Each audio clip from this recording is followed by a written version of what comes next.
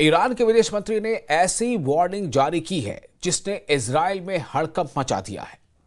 Iran के विदेश मंत्री अब्बास अरागची ने उनके एक एक शब्द को डिकोड किया जा रहा है। तेल अवीव से लेकर वॉशिंगटन डीसी तक ईरान की धमकी को समझने की कोशिश कर रहे हैं, क्योंकि अब्बास अरागची ने अब युद्ध नहीं बल्कि महायुद्ध की चेतावनी दे दी है।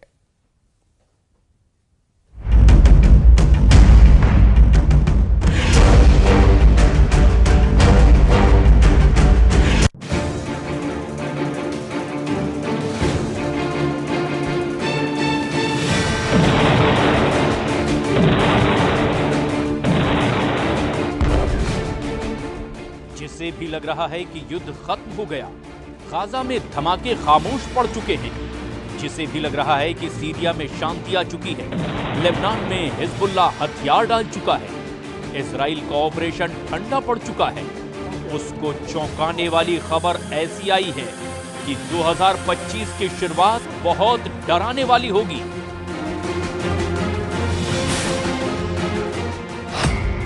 2022 के युद्ध, 2023 की जंग और 2024 के युद्ध से बढ़कर इस साल अब महायुद्ध का पहला सिग्नल मिल चुका है।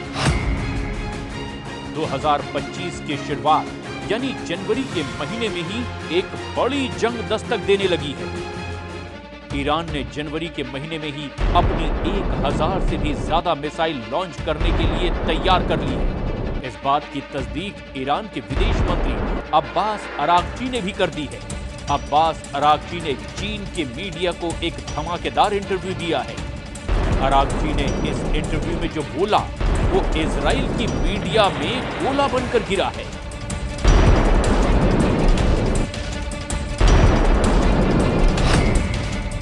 इसीलिए इसे अरागची का अंगार कहा जा रहा है। अरागची के अंगारे में इतनी आग है कि पूरा पश्चिम एशिया नए युद्ध में जल सकता है। अरागची ने जो बोला उसे टाइम्स ऑफ इजराइल ने इस तरह से छापा। बताया कि ईरान के विदेश मंत्री ने एक बड़े युद्ध की चेतावनी दी है। इजराइल के जेरूशलम पोस्ट में लिखा, ईरान ने इजराइल को अब ऑल आउट वॉर यानी कि खुल्लम खुल्ला युद्ध की वार्निंग दी है।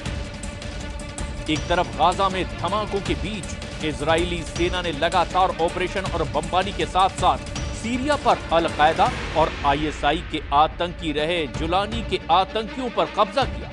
इन दोनों तस्वीरों ने ईरान के अंदर बहुत बेचैनी पैदा कर दी है। गाजा में इजराइल नॉन स्टॉप हमले कर रहा है, वहीं सीरिया में जुलानी का गैंग चप्पे चप्पे पर कब्जा कर चुका है। غزه آغاز شد و حملات رژیم اسرائیل و بعد گسترش اون به لبنان و بعد مسائلی که در سوریه به وجود آمد، مسائلی که در یمن هست، درگیری بین خود ایران و رژیم اسرائیل، همه اینها منطقه ما رو یک منطقه بسیار ملتهبی کرده. चीन की मीडिया से अब्बास अरागची ने बड़े युद्ध के खतरे को लेकर जो कुछ बोला उसे 3 पॉइंट में समझिए।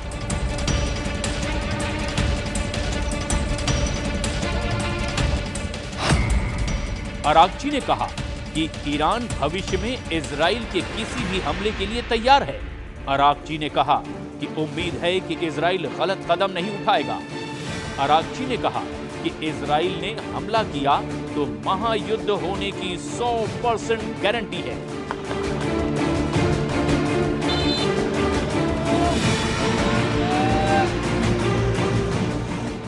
इस वक्त ईरान और इजराइल के बीच टेंशन सबसे बुलंद है।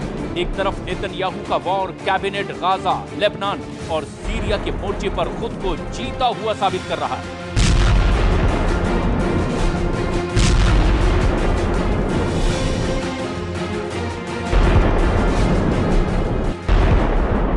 तो वहीं दूसरी तरफ ईरान के सर्वोच्च नेता अली खामनेई ने सीरिया में इजराइल और आतंकी ग्रुप हयात तहरीर अल शाम के सरगना जुलानी को सबक सिखाने वाले मिशन पर अपनी मुहर लगा दी है।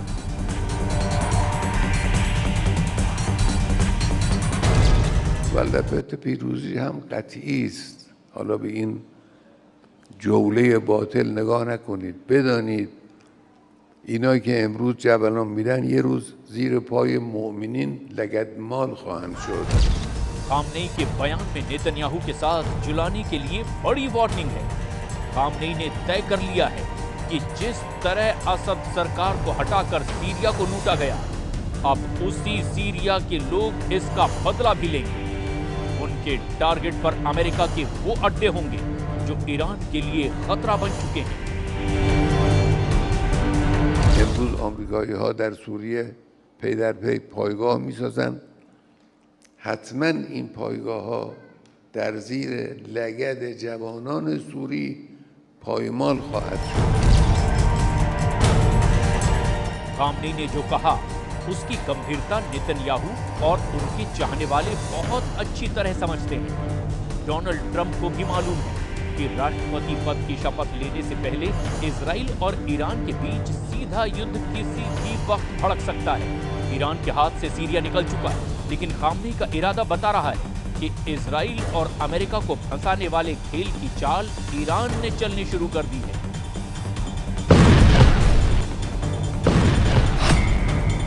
ईरान के सर्वोच्च नेता अली खामनेई के जनरल हुसैन सलामी कह चुके हैं कि इजराइल को सीरिया में दफन कर देंगे। زندگی می‌کردند چون ما به دنبال عزتشان بودیم. ما نرفته بودیم تا بخشی از خاک سوریه را منضم به خاک خودمان کنیم. نرفته بودیم تا آنجا را میدان جستجوی منافع بلند پروازانه و زیاده خواهانه خود قرار دهیم. वैसे नुकसान में सिर्फ ईरान है, ऐसा नहीं है। गाजा में हजारों बम गिराए जाने और हजारों जान जाने के बाद भी नेतन्याहू अपने युद्ध में पूरी तरह नाकाम साबित हो रहे हैं। गाजा में जारी इजराइल की बमबारी के बीच इजराइल की सबसे बड़ी चुनौती गाजा पर पूरी तरह कंट्रोल करना है।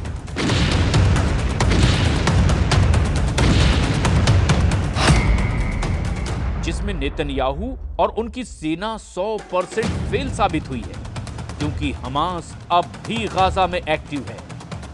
गाजा में हमास के हमले लगातार जारी हैं। ये बात टाइम्स ऑफ इजराइल की इस रिपोर्ट में छपी है और ऐसे हमलों में इजराइल अपने सैनिकों को भी खो रहा है। नेतन्याहू के लिए दूसरी बड़ी चुनौती वहां मौजूद इजरायली बंधकों की रिहाई है, जो अब भी हमास के कब्जे में है।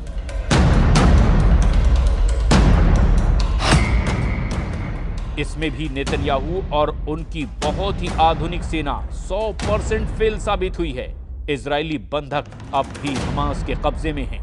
इजरायली अखबार हॉरेट्स में छपी खबर बताती है कि नेतन्याहू पर दबाव बढ़ाने की कोशिश हो रही है।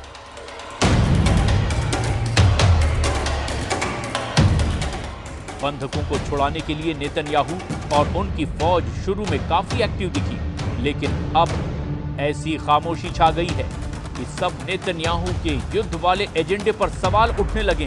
गाजा में 450 दिनों की बमबारी ताजा रिपोर्ट बहुत खतरनाक है और आंकड़े ऐसे हैं जिस पर अमेरिका से लेकर यूरोप तक सवाल उठाने से बच रहे हैं।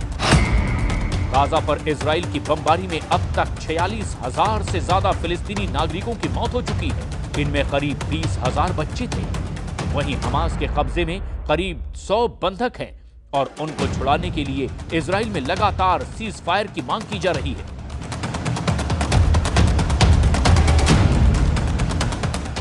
तेल अवीव में अब नेतन्याहू के खिलाफ लगातार प्रदर्शन हो रहे हैं। हंगामा, शोर और नारेबाजी के साथ नेतन्याहू और उनकी वॉर कैबिनेट को जगाने की कोशिश हो रही है। लेकिन नेतन्याहू सरकार की चुप्पी ने लोगों को भड़का दिया है। तेल अवीव में जुटे ये वो लोग हैं जिनमें ज्यादातर बंधकों के रिश्तेदार हैं। इजराइल अब गाजा में क्या चाहता है, इस बात को लेकर नेतन्याहू की पॉलिसी काफी भ्रम की स्थिति में नजर आती है, क्योंकि जो युद्ध उसने हमास को खत्म करने के लिए शुरू किया था वो अब भी एक्टिव है और इजराइल की फोर्स अब भी गाजा में ज्यादातर इलाकों में सीना चौड़ा करके पेट्रोलिंग नहीं कर सकती।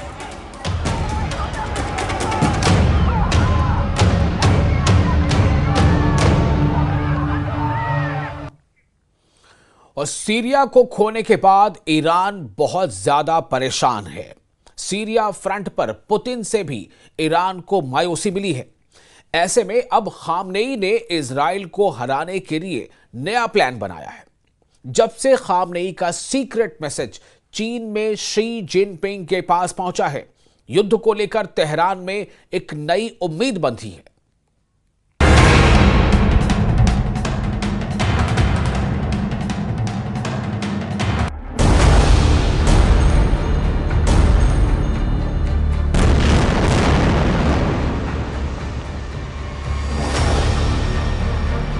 क्या ईरान ने मास्टर स्ट्रोक चल दिया है? क्या ईरान ने इजराइल को बड़े युद्ध में फंसा दिया है? क्या ईरान ने चीन के साथ सबसे बड़े युद्ध की डील कर ली है? पश्चिम एशिया की जंग में क्या जिनपिंग की एंट्री हो चुकी है? क्योंकि ईरान की तरफ से ऐसा इशारा किया जा रहा है। ईरान जानता है कि नेतन्याहू की असली ताकत अमेरिका है और जब तक अमेरिका के मुकाबले में बड़ी ताकत को नहीं लाया जाएगा, तब तक इजराइल को हराना आसान नहीं। वहीं इसमें भी कोई शक नहीं कि ट्रंप की व्हाइट हाउस में वापसी से इजराइल और मजबूत होगा, इसकी पूरी गारंटी है। ऐसे में पश्चिम एशिया में इजराइल और अमेरिका पर लगाम लगाने के लिए ईरान ने प्लान बी पर काम करना शुरू कर दिया है और इस प्लान बी का मतलब है शी जिनपिंग। ईरान ने कहा है कि चीन के पूरे पश्चिम एशिया में सबसे बेहतर रिश्ते हैं और चीन का दखल दुनिया के कई इलाकों में शांति ला सकता है। अब्बास अरागची ने कहा कि चीन को इजराइल के युद्ध का इलाज करना चाहिए, तभी इलाके में शांति लौटेगी। به چین میتونه قدرت ایفای نقش سیاسی در منطقه برای حل و فصل اختلافات، برای کمک به کشورهای منطقه در جهت رسیدن به راه حل‌های مسالمت آمیز برای اختلافات خودشون کمک بکنه چین و جمهوری اسلامی ایران به سهم خودش از این حرکت استقبال میکنه و آمادگی همکاری رو داره. चीन की एंट्री कराना इजराइल के खिलाफ ईरान का बहुत ही खतरनाक प्लान माना जा रहा है। सीरिया का भी इलाज ईरान ने ढूंढ निकाला है। खामनेई ने जुलानी और नेतन्याहू के अलावा अमेरिका को भी सीरिया में हराने के लिए प्लान तैयार कर लिया है। इजराइल इस वक्त गाजा पर लगातार हमले कर रहा है। दक्षिण लेबनान में अब भी इजराइल की फोर्स एक्टिव है और इसे लेकर हिजबुल्लाह ने फिर से युद्ध शुरू करने के सिग्नल देने चालू कर दिए।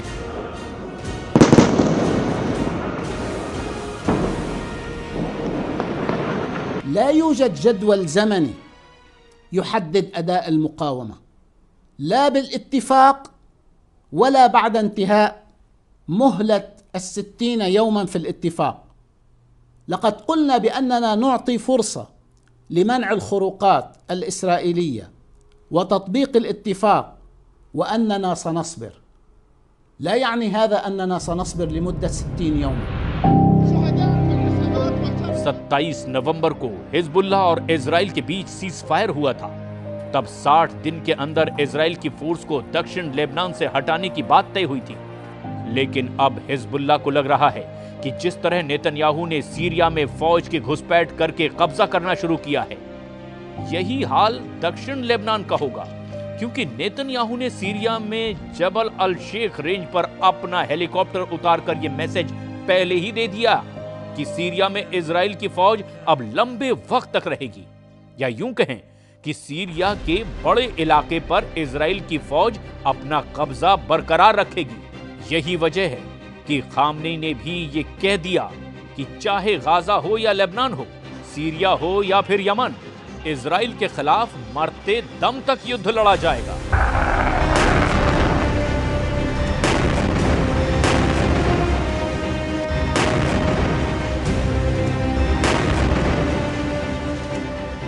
هر خونی که لبنان نماد مقاومت و پیروز خواهد شد،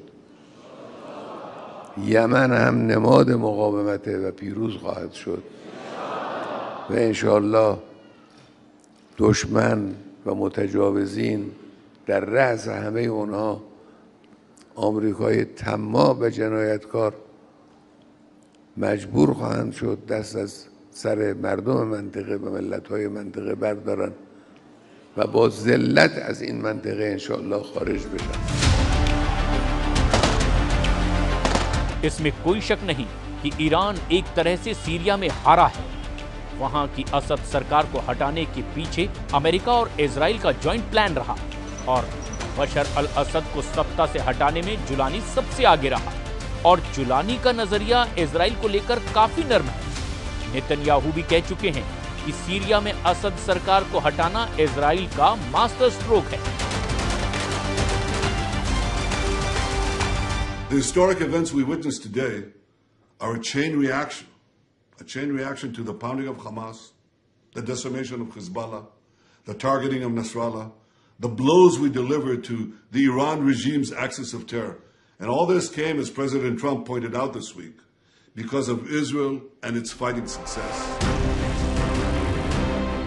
ईरान जानता है कि नेतन्याहू ने ईरान के साथ नया माइंड गेम खेलना शुरू कर दिया है। ईरान की अपनी रणनीति है और इसकी वजह बड़ी मजबूरी भी है। सीरिया इस बात का सबूत है कि ईरान का रुख इजराइल को लेकर और सख्त होता जा रहा है। ईरान के विदेश मंत्री अब्बास अरागची ने इजराइल को चेतावनी दी कि अगर उस पर हमला करने की कोशिश हुई तो पूरा पश्चिम एशिया युद्ध में जलेगा। यही वजह है कि अब्बास अरागची ने चीन को युद्ध का इन्विटेशन दे दिया है। ईरान चाहता है कि चीन भी सीरिया, गाजा और लेबनान के वॉर जोन में एंट्री करे और इसे ही ईरान की चीन के साथ सबसे बड़े युद्ध की डील कहा जा रहा है। ईरान किसी भी कीमत पर नहीं चाहता कि सीरिया में इजराइल मजबूत हो, जबकि नेतन्याहू ने तो सीरिया में बफर जोन का एक्सटेंशन बनाना भी शुरू कर दिया है। लेकिन ईरान से लेकर सऊदी अरब और बाकी अरब देश भी बहुत अच्छी तरह से जानते हैं कि ग्रेटर इजराइल नेतन्याहू के वॉर कैबिनेट का सबसे बड़ा एजेंडा है और इस एजेंडे को नहीं रोका गया तो उनका काम भी तमाम हो जाएगा। और यही वजह है कि ईरान ने बाकी अरब देश से अपने संबंध बेहतर बनाने शुरू कर दिए हैं। بسیار پر التهاب در منطقه خاورمیانه و غرب آسیا رخ انجام گرفت. ما چند اولویت داریم. یکی از این اولویت‌ها حسن روابط همسایگی در منطقه پیرامونی خودمون هست. ایجاد ارتباط خوب. इसमें कोई शक नहीं कि पश्चिम एशिया में युद्ध खत्म होने का नाम नहीं ले रहा और इस युद्ध में सबसे ज्यादा धमाका इजराइल ही कर रहा है, चाहे गाजा हो या फिर सीरिया या फिर दक्षिण लेबनान। धमाके बहुत ज्यादा हो रहे हैं और मौतों का आंकड़ा भी बेकाबू हो चुका है। इस वक्त गाजा, लेबनान और सीरिया के आसमान में इजराइल की एयरफोर्स बहुत एक्टिव है। इजराइल के F-15 फाइटर जेट लगातार उड़ान भर रहे हैं और इनको ऐसे ऐसे बमों से लैस किया गया है जिससे ऐसे धमाके हो रहे हैं जिसकी गूंज तेहरान तक पहुंच रही है। इजराइल के इन धमाकों के साथ सीरिया में जुलानी का ऐसा तूफान आया है कि उस तूफान में न सिर्फ बशर अल असद की सरकार उड़ी बल्कि असद की मदद करने वाले पुतिन और खामनेई का मजबूत खूंटा भी उखड़ गया।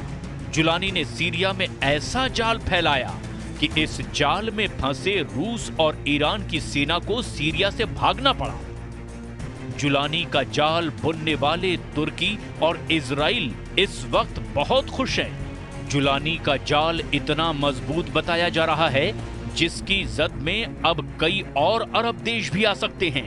डर है कि इसमें जॉर्डन के राजा किंग अब्दुल्ला भी फंस न जाएं और जुलानी का अगला टारगेट जॉर्डन बन सकता है।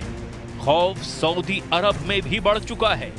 यही वजह है कि सीरिया में तख्ता पलट से पहले सऊदी अरब के क्राउन प्रिंस ने बशर अल असद की तरफदारी में कई बातें भी कही थी। इजराइल के धमाकों को लेकर ईरान में खौफ सबसे ज्यादा है। इजराइल सीरिया के सभी मिलिट्री अड्डे तबाह कर चुका है।